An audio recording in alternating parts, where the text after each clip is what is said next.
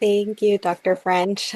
So good morning, everybody. Thank you all for joining us today um, on this lovely Friday morning. We're almost to the weekend. Um, for today's discussion, we will be focusing on supporting neurodivergent students on college campuses. So our panel today is full of um, experts in the field of education, neurodiversity, advocacy, and student support. So as we explore the topic today, we're also going to be focusing on how college campuses and universities are tailoring their efforts to create a more inclusive environment for neurodiverse students while also supporting their academic and social journeys. So I'll start off with my introduction because I realized I didn't introduce myself. Good morning, everybody. My name is Yesenia Ramirez Sigala. I serve as the Access Coordinator at UC Merced in our Student Accessibility Services Department. So now I'll go ahead and turn it over to our panelists so they can also introduce themselves before we begin with our first question. And then I'll popcorn over to Marvin. Thank you very much. Good morning, everyone. My name is Marvin Williams. I am the Director of Disability Resource Services at California State University Stanislaus. Happy to be here. Next up, Daniel. All right, thank you, Marvin, and good morning, everyone. My name is Daniel Nuss, and I'm the Director of Disability Services on the Sacramento campus for University of the Pacific. It's a pleasure to be here. I'm going to popcorn over to Carly. Hi, everyone. Lovely to be here. My name is Carly Cood. I use she and her pronoun. I am the Director of Disability Resources at the Stanford University School of Medicine. And I'll pass it to Sandra. Thank you. Good morning. I'm Sandra Fischler, and I'm the director of the Landmark College Success Center located in San Mateo, California. I use she, her pronouns, and Landmark College is actually located in Putney, Vermont, but our office is here in San Mateo. So glad to be here today. Yesenia? Thank you. So thank you all for introducing yourselves, and we'll go ahead and kick it off with our very first question. And we do want to start off our discussion also by defining neurodiversity. So for our first question, how do we define neurodiversity, neurodivergent, and neurotypical?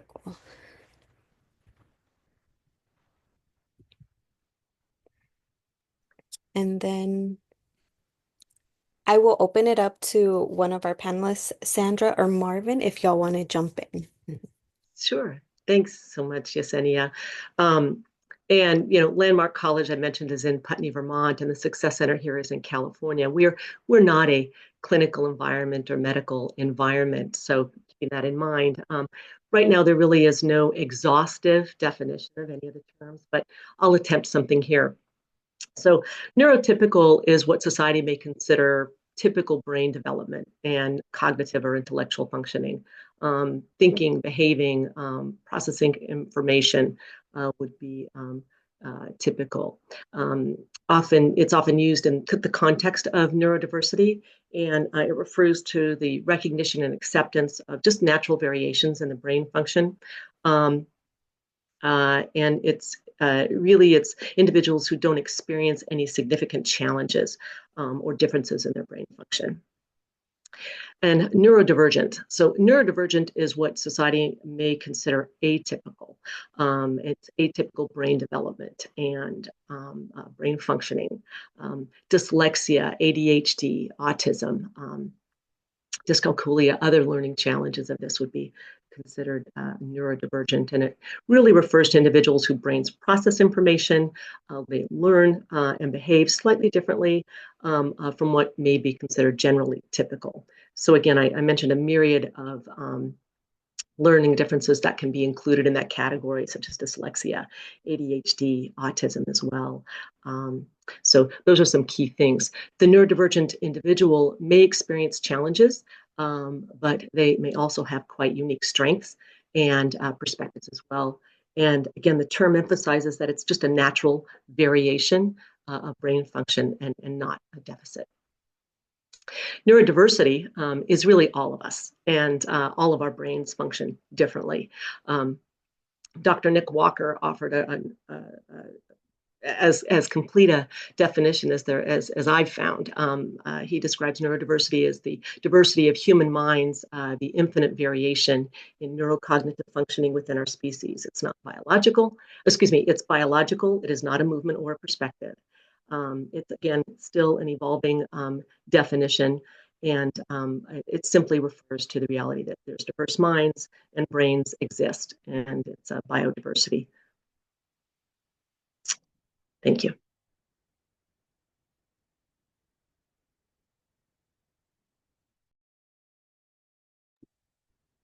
Thank you. Do we have any others I would like to add to our first initial terms before we transition to the second question? I'll jump in. This is Carly speaking. Thank you so much, Sandra. That was a wonderful overview. I'll also say that from the perspective of advocacy and activism, neurodiversity has been a term of reclamation. And if anyone is interested in the history of neurodiversity, neurodivergence, the idea of the balance between medicalization and inclusion, I really recommend the book Neurotribe by the late and great Steve Silverman. It's a wonderful book to read if you're interested in more background.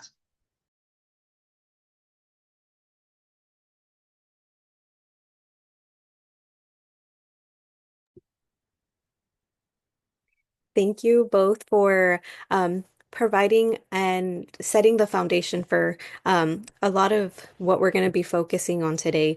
I know there can be a lot of confusion with the terms and um, what consists or what's included in the categorization of neurodiversity, neurodivergent. So, as we look at neurodivergent students on college campuses, it's also very important to recognize what are some of the barriers that they may be facing. So, for our next question, what are some of the barriers neurodivergent students encounter on a college campus, and how does your institution create an more open and supportive environment for our students?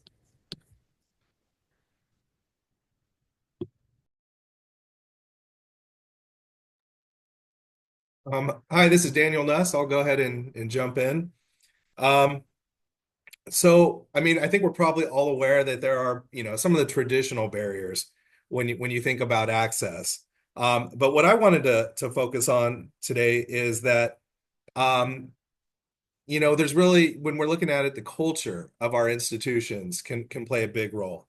And so, of course, students are always welcome to register with disability services and request accommodations to address some of those, typical barriers that may exist, things like having extended time on exams. But what I wanted to focus on is more broad, things that I would say contribute to a student feeling a sense of belongingness at our institutions, and that really plays into the culture. So the first one is are we using language, inclusive language at our institutions? And I think that's something that we all can do to help remove barriers, let students feel like they belong there by using appropriate language. Course design. Aside from accommodations, are faculty embracing universal design of learning principles and incorporating that? Are we looking at our procedures and policies to make sure that we're not creating extra anxiety or undue steps that students have to go through to navigate the system? Another one that I like to highlight is syllabi. And what is the language we use in our syllabi? Are faculty creating an atmosphere where students feel comfortable approaching them and letting them know when they're experiencing barriers or challenges, and then work collaboratively to remove those? So one of the things I think we can do is become a partner in working with our faculty to embrace inclusive syllabi language. And then I also just want to quickly share a scholarly article that I read recently that I think is appropriate here. It's called The Mental Health Climate and Mental Health Related Academic Help Seeking on U.S. College Campuses by Gannon et al. I think we're all probably aware that students today are facing, more and more mental health related challenges as they're navigating the academic system. What I liked about this article is there was 37,000 participants in a meta-analysis looking at, what are the barriers that are preventing students from seeking support when they need it? And really what it boiled down to was culture. We could have our counseling services, we could have all these resources in place, but it's the perceptions that students experience around the culture of our institution, and will it be acceptable for me to reach out and let somebody know I'm struggling? Students aren't likely to go straight to counseling services. They're going to go to an advisor first. They're going to go to a faculty member first. And it's through those experiences that will contribute to whether or not they actually end up seeking support. So I think as campus partners, we should really be embracing training, education, improve language with all of our partners on campus so we can change that culture. So when students do need help and experience a barrier, they actually feel comfortable communicating that. I think an important part of that too, I appreciate you really bringing up culture, is that we need to be willing to talk to each other, right? We need to be able to, I see faculty a lot who would be afraid, what do I do with the student? How do I do it? And I embrace them for coming and talking to me first. Come in as opposed to just go out there and try to figure it out. We need to get out of the mindset of figure it out, and we need to get more in the mindset of talking with each other, talking with folks who can help us out, finding the experts that we have on campus, talking with them. If there aren't experts on campus, reach outside of campus, find out who they are. But most importantly, talking to and listening to our students. We don't engage our students enough. We don't find out from them what the issues are that they may be experiencing. We don't, and when we hear those, we need to be willing to listen to it. We need to be willing to hear that the issues that they're having are indeed problems, that it's not something that they're making up, that they're not trying to slack, that they're not trying to get out of doing work. We need to be willing to listen to them and understand that we might need to make some changes in our praxis. So we just need to make those changes, and we can work with them. We can make them partners in trying to help find their success. Yeah, I really agree with that so much, Marvin, especially talking about those definitions ahead of time, like people who experience non-standard neurodiversity, they are not a monolith by any means.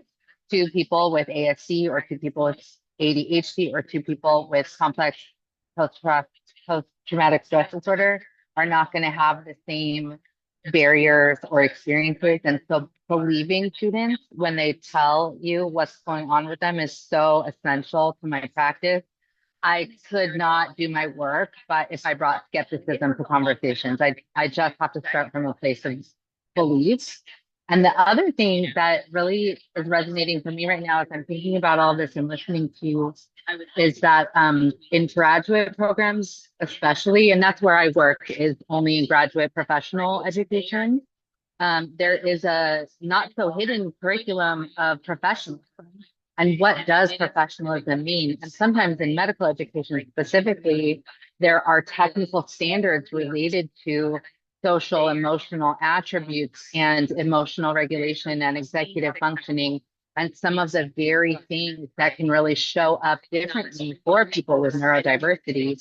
And so it's really important to be able to have these conversations, like Marvin said, and as Danny said, like to support that in the culture and being able to really be sensitive to it, and also willing and ready to distill between a person's differences and then how that fits in or might rub against different professionalism standards, whether those professionalism standards are hidden a little bit within the curriculum and it's what a teacher is looking for without saying so, or it's published as a technical standard. But really being able to recognize that and be the leader on campus as far as helping your faculty thread the needle so that they're not discriminating.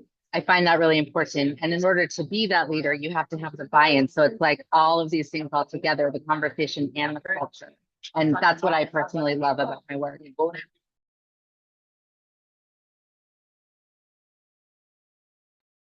Thank you for all sharing those different critical points and those different lenses that we need to take into consideration when also considering the type of barriers that students are having, because a lot of the times we tend to get the students already coming to speak to us sometimes when things are already taking place. So taking their story, their experience, and like advocating for them for additional support or things as needed. So a lot of great points to consider. Um, as we build on that, how can neurodivergent students be empowered to advocate for themselves and their needs within the college setting? I'll jump in here. The graduation rates for the neurodivergent student still remains lower than for the general population of graduates. So about 49% of neurodivergent or students with disabilities, again, disabilities that could include individuals with autism, ADHD, dyslexia, others as well. Their graduation rate remains around 49% as opposed to slightly higher, 62%. For the general population. So that's something to keep in mind. And that was something that was published by Best Colleges back in 2023. So that data point is fairly current, fairly recent. But really, empowered advocacy begins with self-knowledge and understanding one's own learning needs. Finding avenues to build self-advocacy and self-awareness is really building upon the strengths and understanding your challenges, helping individuals or an individual who seeks more knowledge of maybe an assessment that they've received and finding someone to help them decode what that assessment might mean for them is one way to do that. Another is to find avenues to participate in programs that focus on learning about your own challenges and your own educational needs, and building upon that, finding a community like that you can connect with on that. And identifying allies and mentors that could possibly be family members, but could come in the form of a residence hall assistant, could even be a counselor, a therapist, could be a club leader, maybe that they can connect with, someone to help them again sit with and be comfortable with or become comfortable and build their confidence in their learning difference and challenges. And really strengthening their ability to articulate their learning difference is key.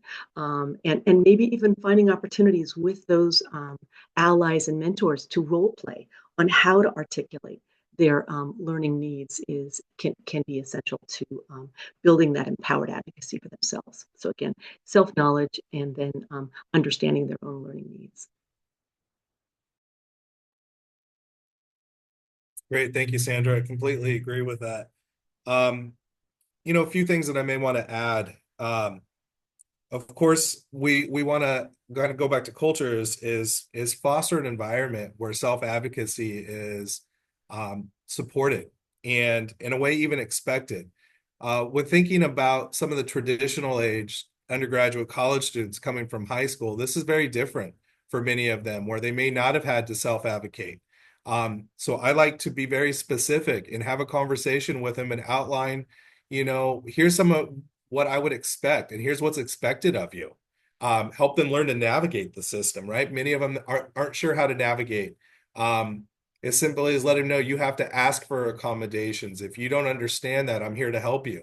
So within disability services, creating that space where they feel comfortable coming in and even if it's, I want to talk to this professor, but I don't know how to do it. So kind of providing some coaching. Myself, I've been trained in some coaching strategies and I find them very helpful. One of the things that I'm very specific about saying is like, I'm here to help you. I can't do it for you.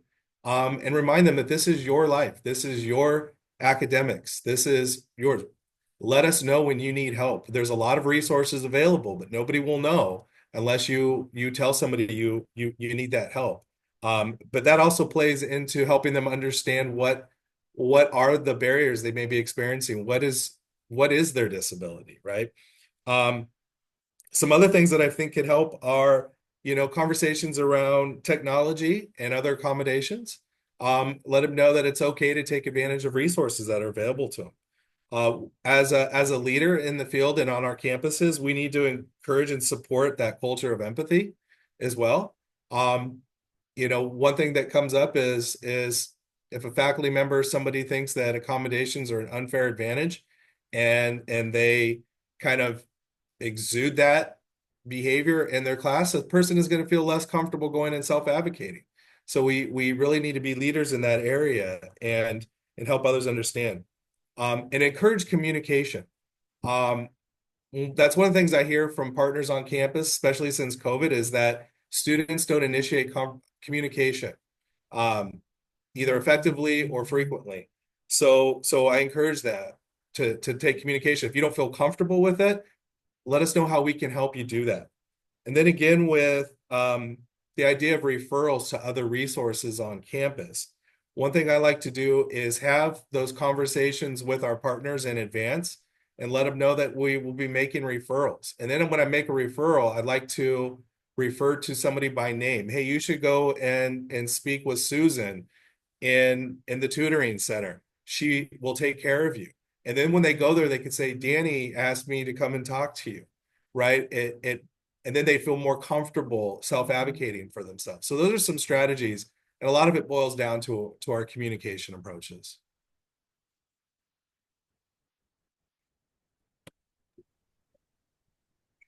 Thank you both. And yes, communication definitely allows the student to build that confidence, the advocacy, the empowerment to themselves, because a lot of the times when we are talking to students, maybe they don't know how to initiate that conversation, and that can be an additional barrier that maybe at the moment they're not thinking of, but it's something that, like Danny was saying, like coaching them through those talking points as well.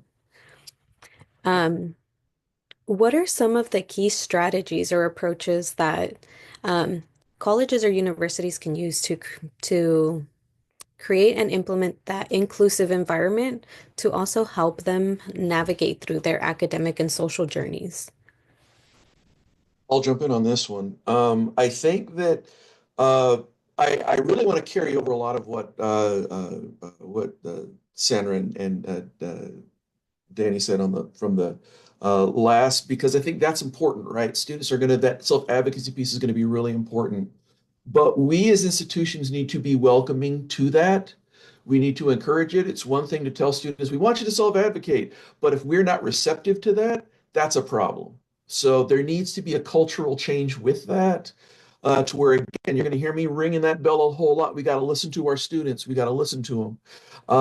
But I think also with that, what we need to take a look at is how are we doing what we're doing and why are we doing it like that?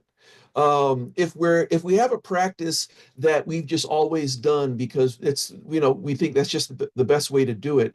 Is it the best way to do it? Because it used to be the best way for me to get from Merced to California was riding on a horse. Now I use my car now. And people would say, well, the car is definitely the better way to do it now because you can get there a lot faster. It's okay to change up how we do things, and it's even better to question why we do what we do. And if we're losing students, what I usually find is that the changes that we can make uh, that help our students who are neurodiverse, they help everyone. And that's usually that's the hidden gem with all of this stuff is you're going to end up helping everyone. So, I take a look at a lot of the instructions that I have for assignments. How are we asking people to do things? Are we really being clear with it? And just because I, in my head, who designed the question, said this is the best way to do this, doesn't mean that I'm completely and totally clear. I need someone else to be able to look at it. Hey, does this make sense? Get feedback. It's okay to get that feedback. Work with each other, work with your peers, and again, look at what you're doing. Universal Design for Learning gives us a wonderful platform to be able to take a look at how we're asking students to actually do things. If we're asking folks to come up, if this isn't a public speaking class, but I want everyone to get up in front of class and give a speech and do this thing. Not everyone's going to be able to do that. For some folks, you are throwing them into the ninth circle of hell having them do that. So maybe if you want them to actually give the thing, what does that look like? Is it okay if I record myself? Okay, well, now maybe I'm tapping into someone's strength and they're saying, well, not only can I record this, they might ask, can I have background music that is appropriate? They might want to put more into it in order to really get more out of it. We really have to be willing to take a look at what we're doing and why we're doing it and not be afraid to change it up. And it doesn't mean we got to work in a vacuum. It means we can work with each other to change it up to make things better for everyone. Thank you, Marvin. I'm also thinking about the unique role that we play as disability services because what we do is we really, we gatekeep individual accommodations. And I don't mean gatekeeping in a negative way, but we qualify people for accommodations based on a review of their individual situation and medical documentation. And then we say, okay, these specific differentiation needs to happen for this student. So we're doing that. And at the same time, we are supporting more inclusive practices across curriculum, across programming, and we're reminding everybody on our campuses about being more inclusive and small things that they can do to foster that more inclusive environment. And then at the same time, we're going in and doing individual accommodations. So we're kind of working from both ends. And I think that that's really important. And I also love what you said, Marvin, about reviewing how we're doing that, because we do need to, do sound accommodation assessments. And then if an accommodation isn't necessary, then we can help a student navigate the standard practices that are available to all students. And that's when we continue to lean into our hats of fostering more inclusive practices across the board so that any student can have a more sense of belonging in their experience as they're going through school. So it's kind of all of those things at once, and being able to just be really self-aware of how we're doing our practices, doing disability services with the integrity that is called for, and at the same time, supporting more inclusive programming across the board. And I just want to say, in this current political environment, not totally knowing what might come next means that we're the experts in sensitivity and walking these fine lines.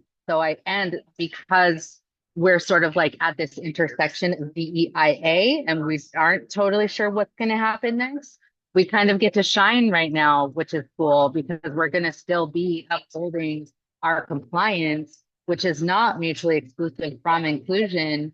And I'm finding myself to be sort of like the center of it all at this moment. And I, of course, really love that. But it's just a really interesting space to be because I'm not going to stop doing my job, which is all of the things all at once, both promoting inclusion and walking the compliance line of meeting our obligations under 504 and 80.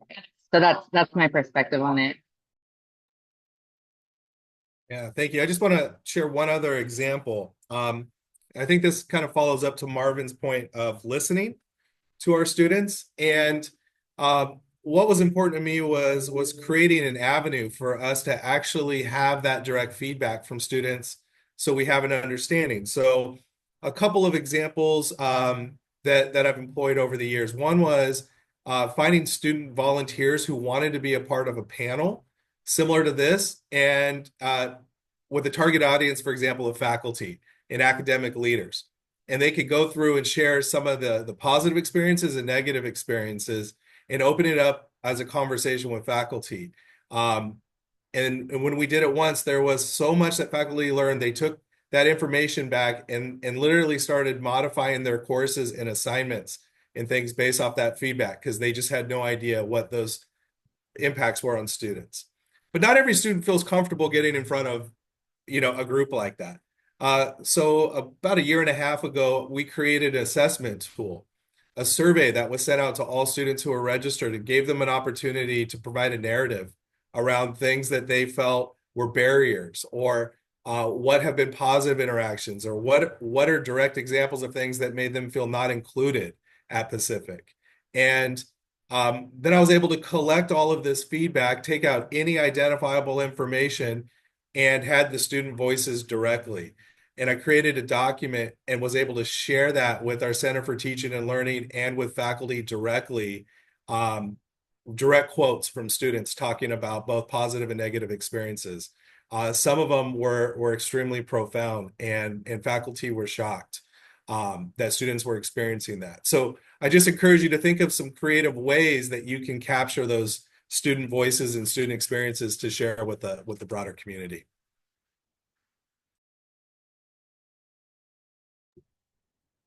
Thank you all for the great advice. And I myself am like jotting some of these down because I'm like, these are good ways to think creatively on how to get their feedback, because feedback is really what we need to identify, like where are changes needed? How are we best supporting our students if one of our processes isn't working? And how are we providing the corrections, the space, the support when they do come to us? Um, so thank you for that. Um, for our next question, so can you all speak on the importance of peer support and mentoring programs and how that can serve and be an effectively structured space for to assist neurodivergent students both academically and socially?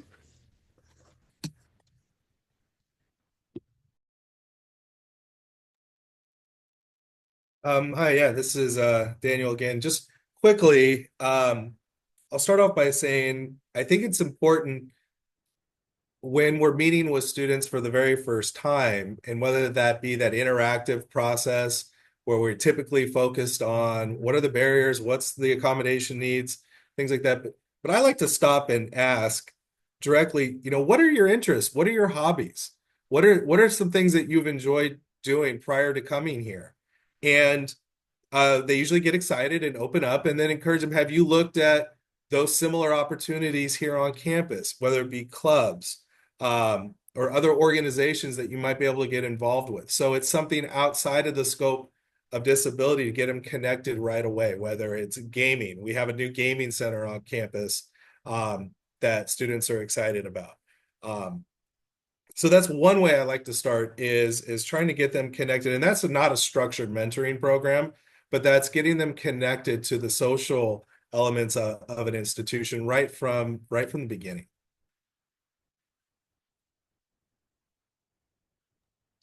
But I think you're dead on, Daniel. I think that's perfect.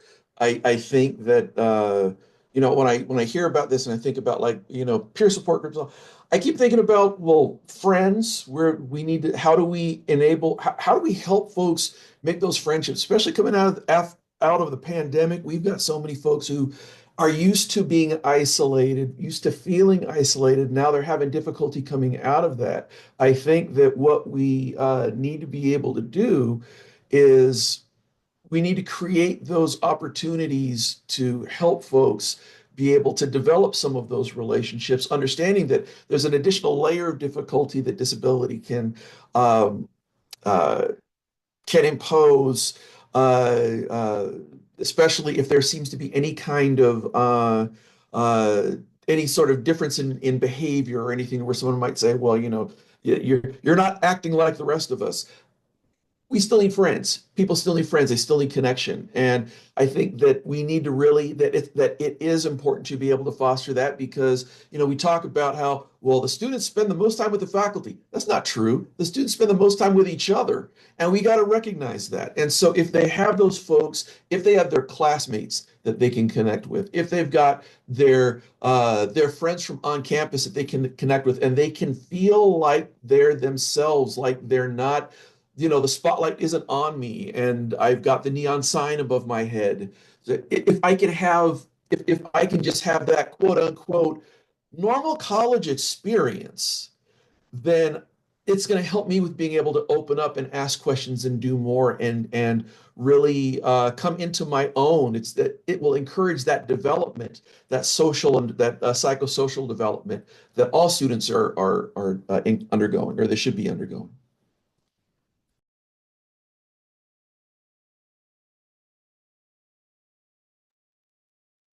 Yeah, just a couple of other kind of quick points. If you are establishing and developing a mentoring program, a formal program, I think it's really important that there is a significant level of training and expectations that are created for those peer mentors.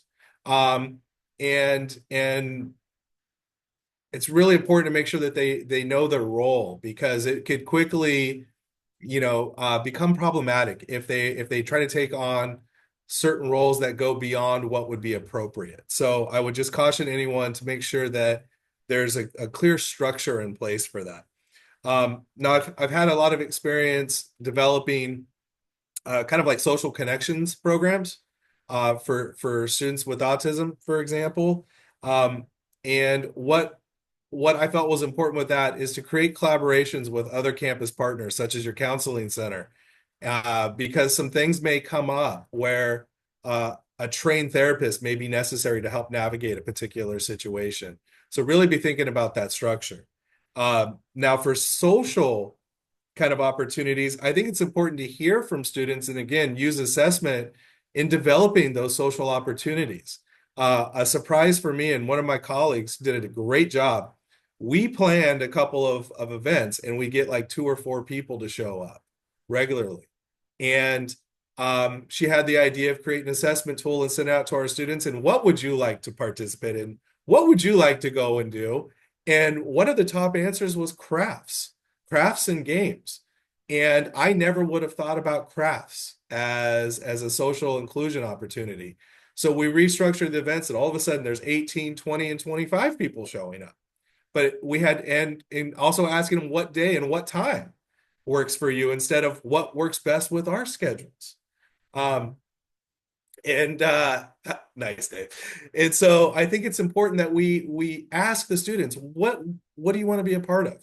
And on that same note, is creating partnerships with other areas on campus, not just disability services. So what other departments can we collaborate with to put on an event?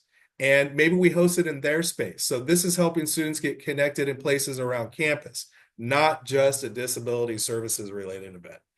And then my final thought is there's always leaders that emerge and that want to do more and get involved. And if your campus does not have, let's say, a club where there's some element of allyship for people with disabilities or for people with disabilities, maybe kind of encourage them and give them some guidance on starting a club. People may argue differently from my viewpoint, but I don't think disability services folks should be the advisor of that club. I think we should be an advocate and an ally and support the club and encourage them to do it and have their own, but maybe they should have a faculty advisor or someone else. But I like a little bit of separation so that we can be a partner of the club and help them out. So those are just a few ideas of supporting programs like that.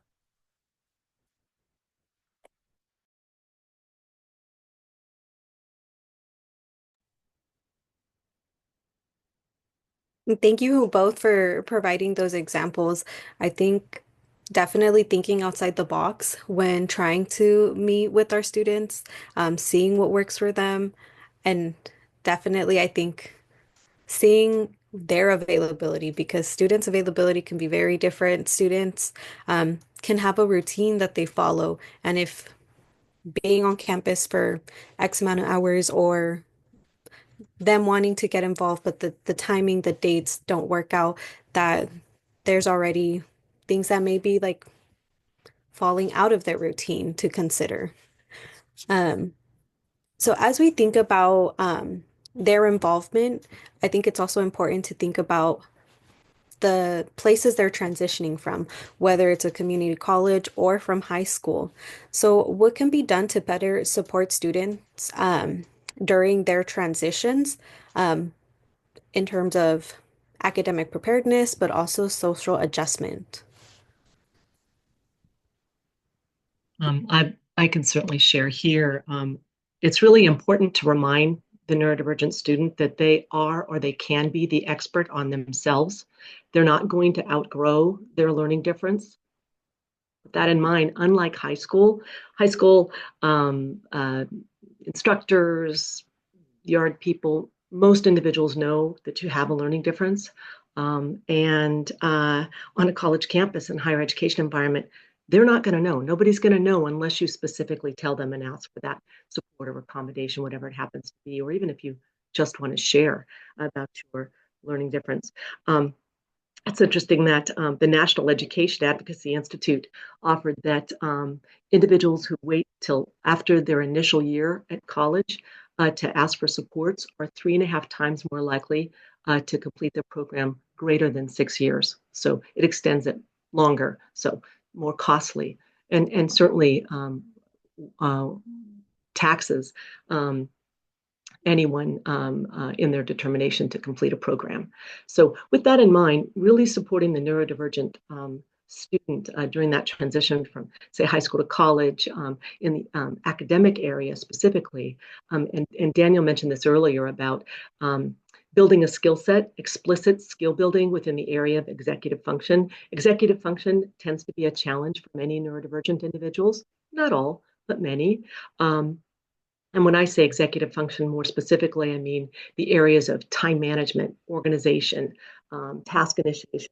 It's essential. So finding an opportunity to build upon that skill, whether it be direct instruction or other avenues. And I think Daniel also mentioned just the overwhelming syllabi that an young student encounters their first semester or quarter at school can be a bit challenging, and finding ways to scaffold the tasks and building a plan to completion can be essential. And then using those tools throughout the following semesters and quarters can really lead to success.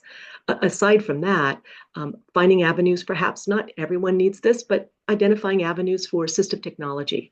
Maybe an individual could benefit from something like a text-to-speech tool like Natural Reader, or maybe even looking at planners, something like even something as simple as a Google Calendar to help plan and determine tasks on a timeline, and then maybe a note-taking tool of some sort. There's Evernote. There's lots of different ones out there, but just considering maybe assistive technology is something that could help prepare. Of course, I mentioned earlier about being familiar with your learning differences and needs, and building that self-advocacy is really key. Again, in high school, parents tend to be the advocate for their young person. Once in a higher education environment, that individual has to advocate for themselves. And just and I think everybody's illustrated how challenging that can be for an individual. Clearly, a barrier for some, not all, but for some, and helping them build that muscle of self-advocacy can really assist in the transition academically. And then possibly utilizing some summer programs. Maybe there's a summer program that specifically focuses on a community of students with learning differences, and finding ways to learn more about their own learning difference, and help build their confidence as they head off to college or the higher education environment. And for social adjustment, and I know Daniel mentioned opportunities that he's built into his program, social community and activities. One way, finding those intentional community building opportunities is essential. Really helping the student connect with their peers helps to foster those social skills and the skill development. Everyone grows at different rates, and so it could come at just the right time for an individual to work on those social skills. At Landmark College and the Success Center, we've employed the PEERS program, and those are all capital letters. PEERS standing for the Program for the Education and Enrichment of Relational Skills. And that was developed by Dr. Elizabeth Lageson out of UCLA about 15 years ago. And we have trained facilitators been employing this for about 10 years. And it's an opportunity for workshops and individual coaching to really help that individual, that student arriving on campus, looking to build some skills socially. If that, again, that's a muscle that's not strong for them, it's very structured, and it has a set of vocabulary words that can be effective. But there's lots of other programs out there. That's just one to mention. Also finding maybe some tailored orientation opportunities, maybe setting aside an orientation strictly for the neurodivergent student that could be more instructive in terms of mapping out the college, mapping out what their courses might look like, where they have to go, finding opportunities for them to find routine in a new environment can be really helpful. I think Daniel also mentioned that pairing with the coaching and counseling departments on campus, um, finding the student opportunity to really address any emotional concerns that they may have with that transition and finding a partnership with them can be really essential to, again, maybe a therapist or maybe even peers, lowercase, opportunities or mentors to help facilitate a smoother transition. And then I think someone also mentioned this, might have been Marvin or Daniel, probably both. Finding an opportunity, if it's there, to train faculty and staff on how to best work with the neurodivergent student. Universal design is clearly one evidence-based, not one, but one essential evidence-based strategy in terms of delivering curriculum, et cetera, but also just finding ways for faculty and staff to understand and build on their comfort, knowledge, and professional development in working with the neurodivergent student can be a wonderful way to smooth that transition as well.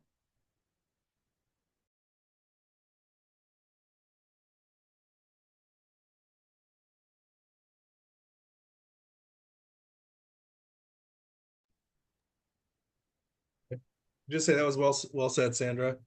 And just a couple of things that I think are also important, but slightly different. And it goes without saying, if families or students reach out well before coming to your institution as part of that transition, encourage them to make sure they have all their documentation in order, things of that nature, to make it a smooth process for receiving accommodations. Also encourage them to jump on university social media platforms, maybe even available through housing, to try to meet some people if possible in advance. And then reach out to their academic programs if possible and try to meet some faculty or others so that when they come to campus on day one, they've got familiar faces and folks they know they can go to. And that also includes disability services office. Thank you, Sandra. Thank you, Danny. As we begin to wrap up our conversation today, we want to thank you all for sharing your expertise, advice for everybody in the room today. And we definitely want to take some time to also open it up for any questions that we might have with our attendees. If you all have any questions that you all would like us to ask our colleagues here as well, we can definitely go ahead and open it up to some questions in the chat. And then we can popcorn responses, or whoever would like to chime in to respond, we can open it there. Thanks, Yesenia. I see one question in the chat, which is, do you have a library of the assistive technologies that were mentioned for individuals to try out what works best for them? Yes, in fact, we do. Thank you for that question. So the Success Center has a library guide on our website, which I'd be happy to share with you. In fact, I'll put it in the chat now. Yes, there's time management tools listed there, all sorts of assistive technologies that could be helpful. So my pleasure. One of the things that we usually take students through is understanding that the tech that they most likely need, they're carrying with them. If they've got a smartphone, most of the stuff that they will end up using is already there. If you like text to speech, Merry Christmas, it is already on your phone. If you need for calendaring, stuff like that, we go through and we help our students work through putting in a calendar for each class and then put all the dates from your syllabus in there. We'll take a look at reminders, how many are too much, how many are too many, how many are just enough. We start to look at that type of thing so that way they don't get overloaded. But trying to use stuff that is very ubiquitous so that way they don't have to worry about bringing in something extra. They can use what's already there. And there's a lot of assistive technology tools that have been made ubiquitous, just built in because they're really good productivity tools too. Yeah, I'm very lucky that we have had institutional-wide buy-in about assistive technology. So we include accessibility software and productivity software in our essential IT database that's open to everyone in our community at Stanford. The other thing that I think is really helpful is to remember that when you struggle with executive function, you never fix it. There's no end time at which you've mastered your time management. It's an ongoing struggle or an ongoing journey. Every day is a new day to try all of the tools. And sometimes or I'll say it's very common for students to really need to work on their time management every single day for 4+ years as they navigate school, which requires such time management skill and executive functioning.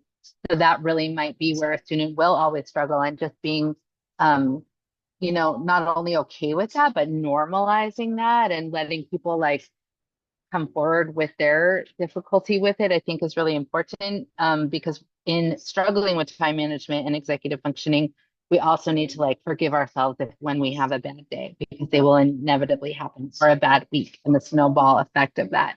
So continually bringing up the tools, continually like keeping apprised of new and novel tools is really helpful. And just always like introducing the idea that, hey, let's try something different, because why not? We all have to try every single day, sometimes something different all the time. Thank you, Carly. So as we come close to time, I do want to ask our panelists, do you all have any words of advice for our colleagues and how to better serve our neurodivergent students on their campuses?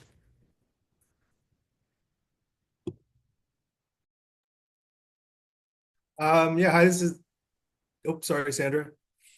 Yeah, this is Danny. I just want to say the field of disability services is collaborative in nature. And so you being here is great, and don't hesitate to reach out to colleagues or others when you have questions, or if you want to find new ideas or best practice. We're here to support each other, especially if some of you might be in a one-person office. I know that can be challenging. So don't hesitate to reach out to the larger community, and we'll take care of each other. I just wanted to share that for any service or program that's developed, the neurodivergent student needs to be involved in that conversation and that development. Their perspective, their voice is crucial to the efficacy of any service or program that's developed, and keeping it student focused and of course student driven will ensure success. And of course, collaboration.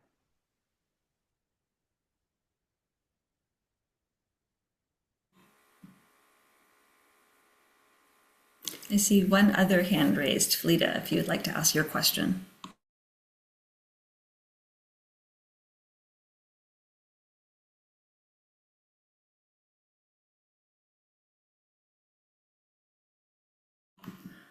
Or if there's anyone else from the panel that would like to share parting words.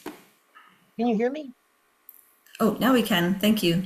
I'm so sorry. Here I was talking away. Anyway, I'm from Kenyatta College Trio, and I'm presently seeing talking with two students that are ADHD. And I think the most important thing when they come to see me is they feel like they're labeled as broken.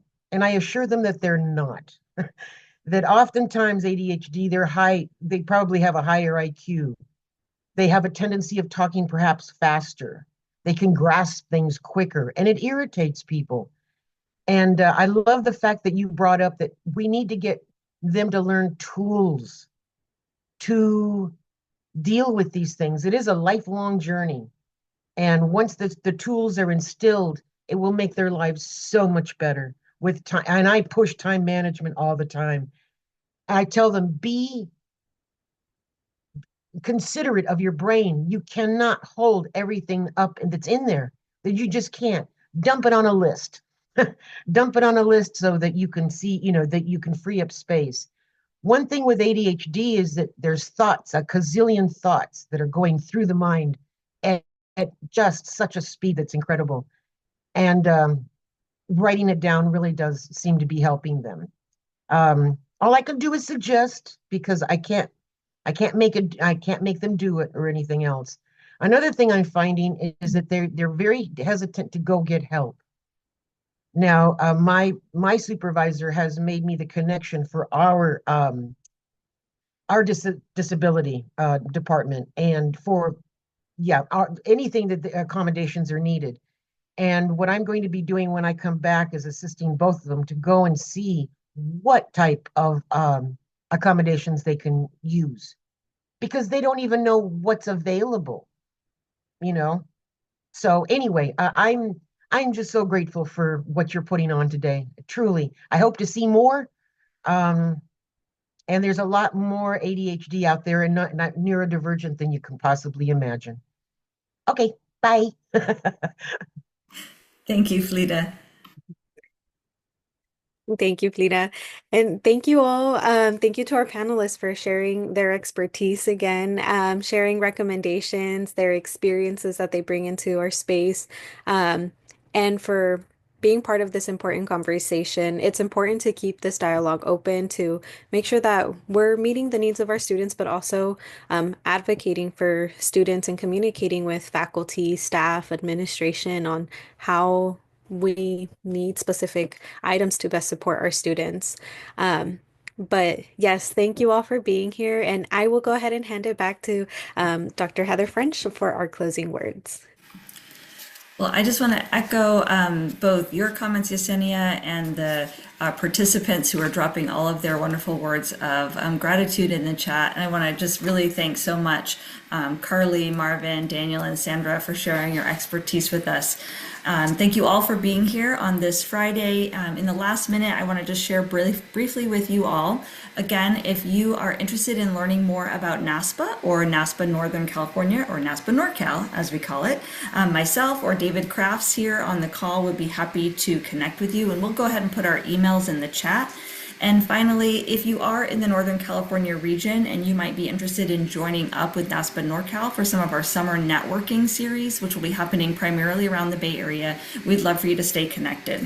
With that, we will be putting the link for the recording in an email to all of you following today's presentation. Thank you so much, everyone, and have a great day. And David and I will everyone. Thanks for joining. Email in the chat. Thank you.